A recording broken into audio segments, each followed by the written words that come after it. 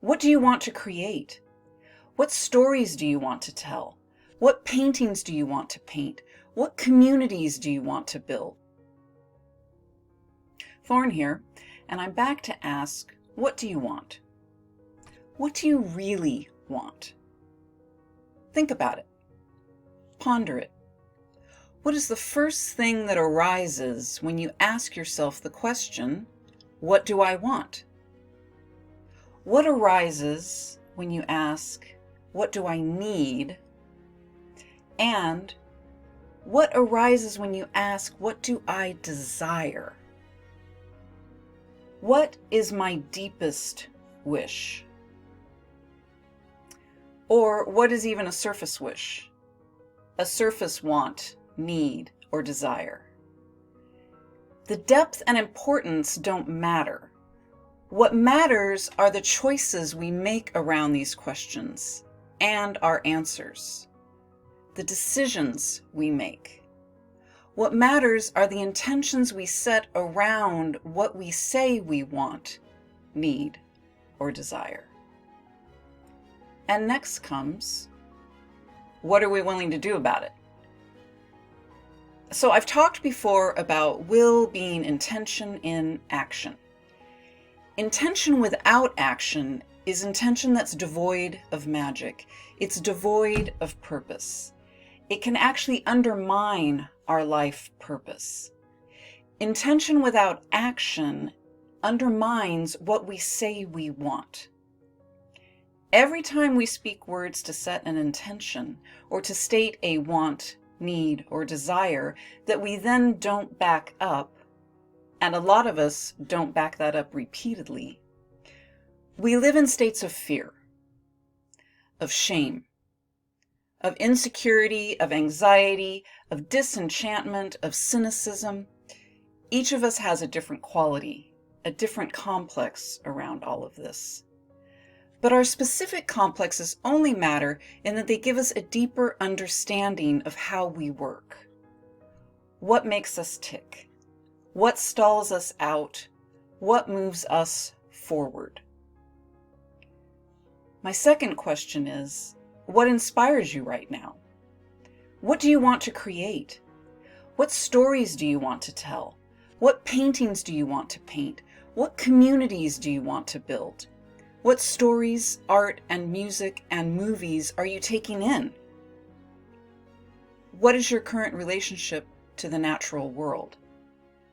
With trees, flowers, animals, insects, the tides, the moon, the stars.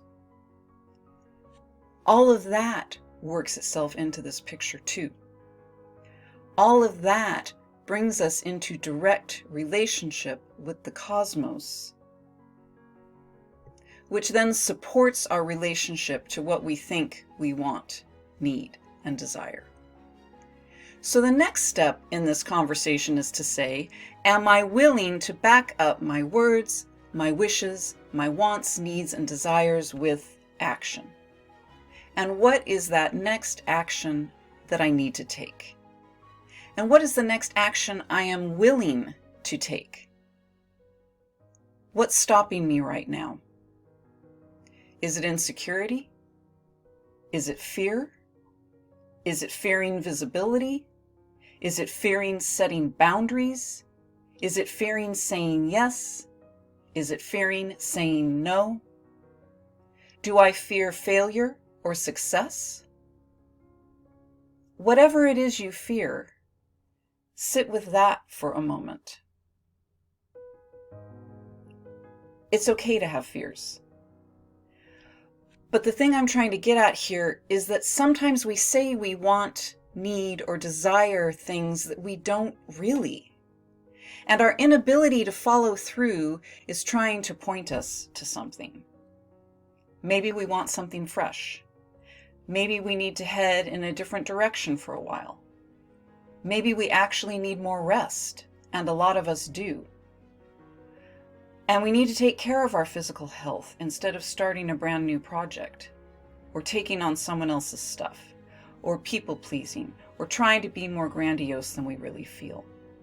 Whatever it is, and again, we're all different, We all have our separate conditions, and coming to understand that helps us back up our words with actions. For years, I've seen people who say they want things, but never manage to really follow through.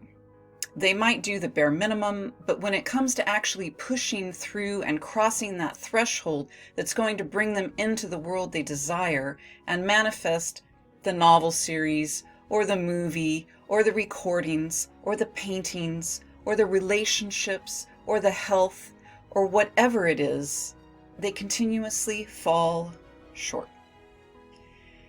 And sometimes I think they just don't really want what they say they want.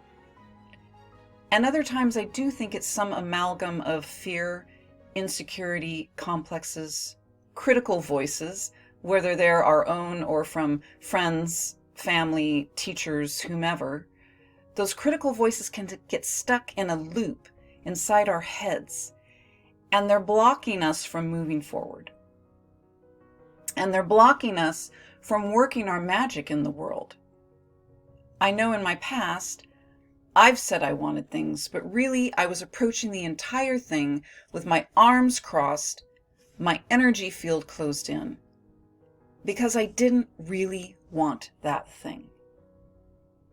Well, part of me did, but I wasn't ready for it, because other parts of me were not ready or willing to take that on.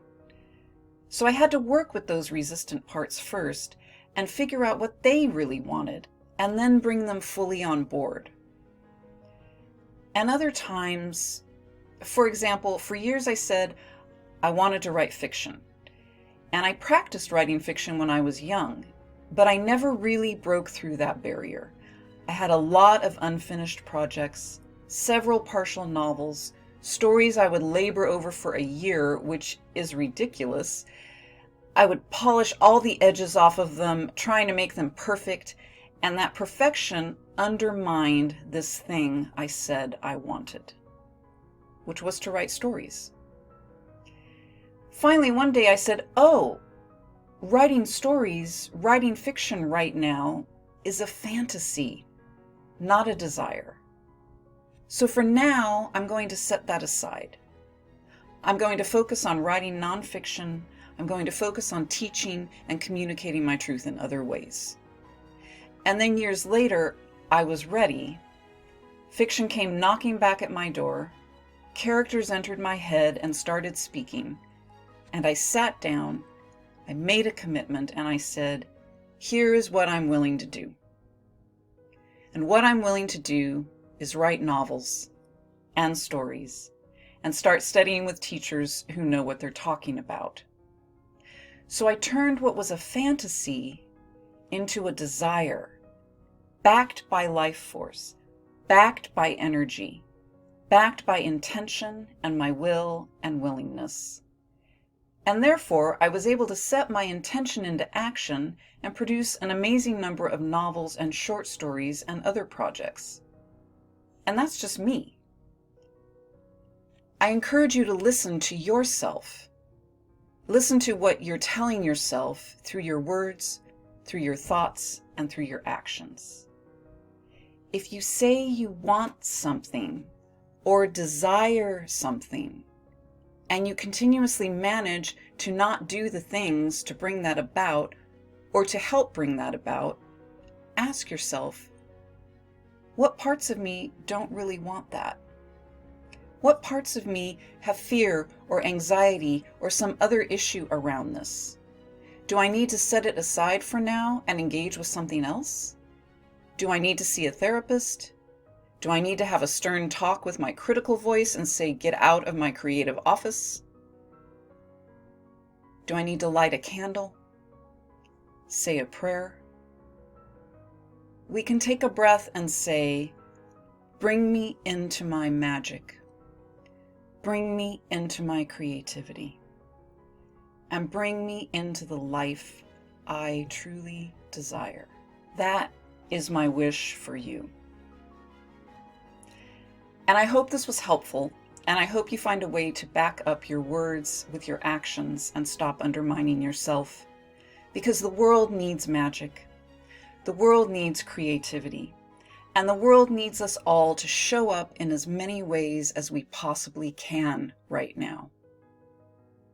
And if you want more videos on these topics, here's one you might be interested in.